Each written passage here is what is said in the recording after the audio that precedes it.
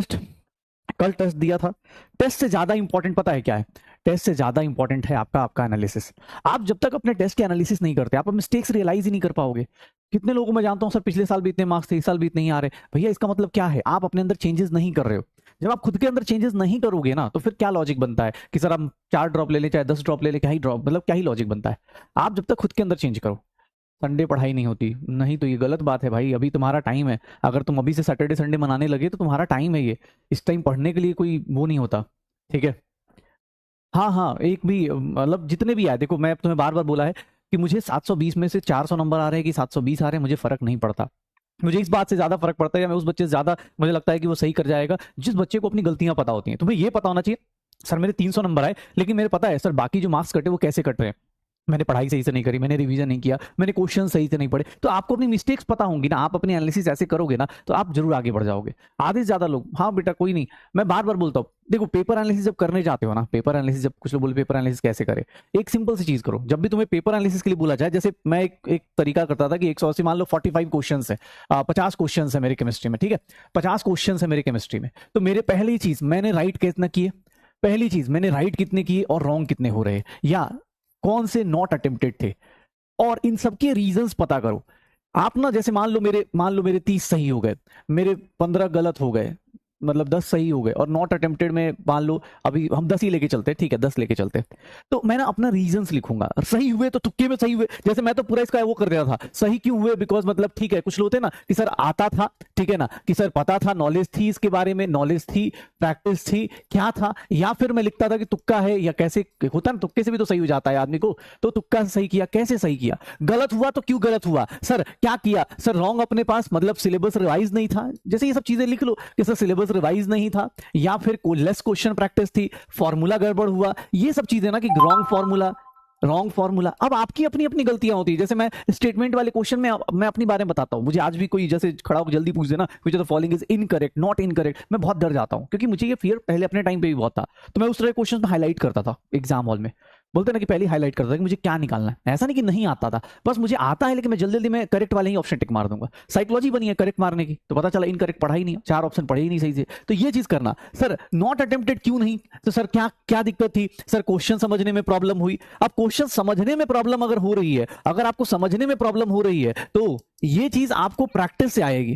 कोई बोले कि सर क्वेश्चन समझ नहीं आया, तो इसका मतलब क्या है कि बेटा बाकी लोग अगर 680 720 लेके आ रहे हैं, आप नहीं लेके आ रहे, इसका मतलब आपकी प्रैक्टिस कम है।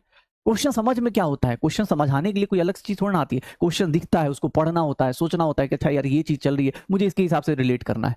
ठीक है, तो ये सब क्वेश्चन यही है, पेपर एनालिसिस ऐसे किया जाता है, चाहे वो फिजिक्स का करो, चाहे केमिस्ट्री करो, चाहे बॉटनी का करो, जूलॉजी का करो, जिसका मर्जी उस तरह से करो। राइट कितने, राइट के भी किस तरह से राइट हो रहे, आपको सही से आता था, बगल वाली सीटिंग करी, क्या किया, ये भी पता होना चाहिए। इंटरनेट पे आपको अपने आप से ऑनेस्ट रहिए, किसी को दिखाइए मत कि हाँ किस टीचर को दिखाना है, खुद से ऑनेस्ट रहो।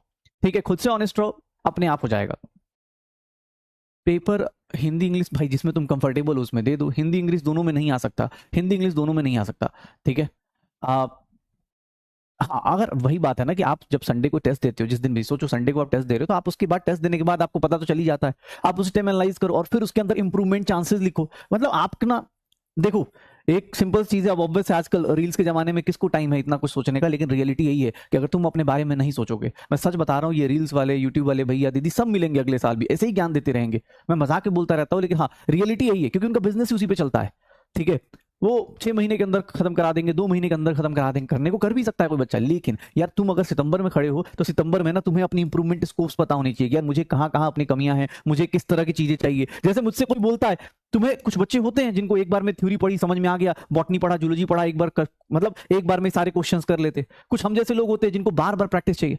मेरे साथ तो मुझे कोई बोले कि परफेक्शन कैसे आते, तो मुझे लगता है मैं थोड़ा सा पढ़ता था और 10 मिनट अगर पढ़ रहा हूँ तो 50 मिनट में क्वेश्चन कर रहा हूँ, ताकि मुझे उसके ऊपर पूरा कमांड हो जाए, मुझे पता चल जाए। अब मैं चाहे बॉटनी का एग्जांपल ले लो, चाहे जूलॉजी का एग्जांपल ले लो, चाहे केमिस्ट्री का, इनऑर्गेनिक, तुम चाहे जितनी बार पढ़ लो, अगर तुमने क्वेश्चन किया नहीं तो रिवर्स सोच ही नहीं पाए ना। पढ़ने को पढ़ लो एग्जांपल की, सर किंगडम इतने टाइप के, फाइलम इतने टाइप के, एग्जाम में टाइप थोड़ा ना पूछता है कि विच टाइप ऑफ दिस, वो सीधा एग्जांपल देगा, बोलेगा किससे बिलोंग करता है। तो ये आपको रिवर्स कौन सिखाएगा, ये रिवर्स सिखाएगा क्वेश्चन प्रैक्टिस। रिवर्स कौन सिखाएगा, क्वेश्चन प्रैक्टिस सिखाएगा।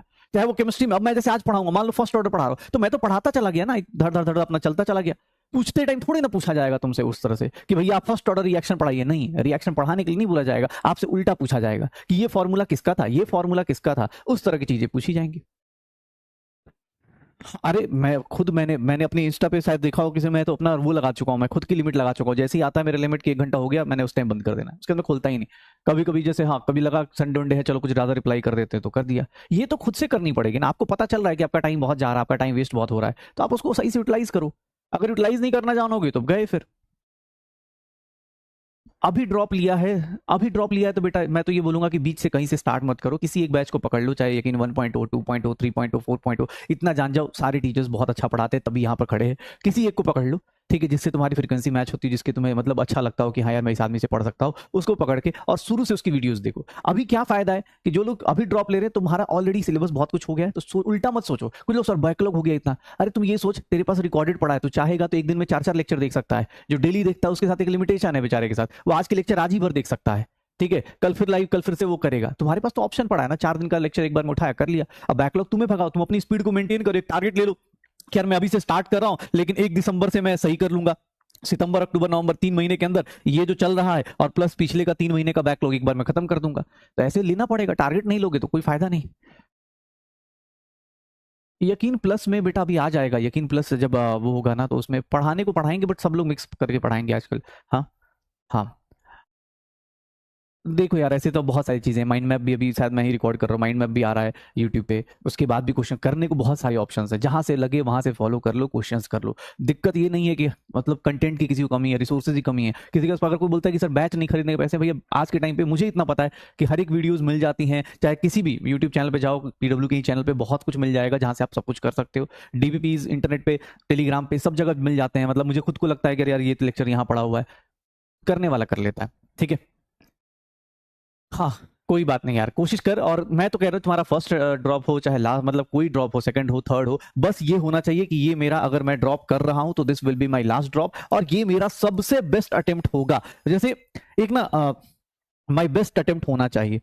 एक ना मूवी थी, मूवी क्या सीरीज है, मैंने अभी मतलब कुछ दिन पहले, मनी हाइस्ट करके एक सीरीज है, ठीक है, अभी तो नहीं बोलूंगा, बहुत लंबी सीरीज है, मत देखना, बस तुम्हें बता रहा। उसमें क्या होता है, जो प्रोफेसर होता है, जो मास्टरमाइंड होता है, वो हर एक वेरिएशन सोच के चलता है, हर एक चीज सोच के चलता है कि अगर ये गड़बड़ हो गया तो कौन सा प्लान है, ये गड़बड़ हो गया तो कौन सा प्लान है। तो मैं उसको देख के एक चीज सीखा यार कि ऐसा होना चाहिए इंसान को। हर एक वेरिएबल, अगर तुम पढ़ रहे हो, तुम्हें पता है कि मेरा मई में एग्जाम होगा, तो मान लो अपने पास गिन चुन के दिन बनाओ कि यार मेरे पास मई में एग्जाम है, मैं कैसे कैसे, मान लो हो सकता है 10 दिन मेरी तबीयत ही खराब हो जाए, 10 दिन मेरे मतलब घर पे कुछ ऐसी चीजें हो जाए जिसमें मैं सही से ना पढ़ पाऊं। हर एक वेरिएबल देख के चलो, हर एक वेरिएबल देख के चलो, फिर प्रिपरेशन करो चुपचाप। अच्छा, देख लिया है, बहुत बढ़िया यार। अब लेकिन मत देखना यार, वेब सीरीज नहीं देखना है, देखो ठीक है। हाँ किसी को भी बोल रहा हूँ, किसी को भी ऐसा लगता है, प्लीज अपनी पढ़ाई पे अच्छे से फोकस करो, ज्यादा दूर नहीं है बेटा। मैं बार बार बोलता हूँ, सिलेक्शन और रैंक, रैंक डिसाइड हो जाता है कैलेंडर बदलने से पहले। जो रैंकर्स होते हैं ना, टॉप 100 वाले, टॉप 200 वाले, वो कैलेंडर बदलने से पहले 2024 में ही अपनी प्रिपरेशन इतनी अच्छी कर चुके होते हैं कि 2025 में बस उनको एग्जीक्यूट करना होता है। जो रैंक डिसाइड होता है ना, रैंक कैलेंडर बदलने से पहले हो जाता है। सिलेक्शन के लिए जो लोग, जो थोड़ा लेट जगते हैं, जो लोग लास्ट में सिलेक्शन के लिए आते हैं, उन लोगों का सिलेक्शन के लिए आप कैलेंडर चेंज होगा, 2025 में भी मेहनत करेंगे, कुछ लोग क्रैश कोर्स से कर लेंगे, कुछ लोग बहुत तेज भागेंगे, कुछ लोग होता है ना क्रैश कोर्स भी हो गया उससे भी कर रहे हैं, फास्ट फास्ट कर रहे हैं, तो उससे भी कर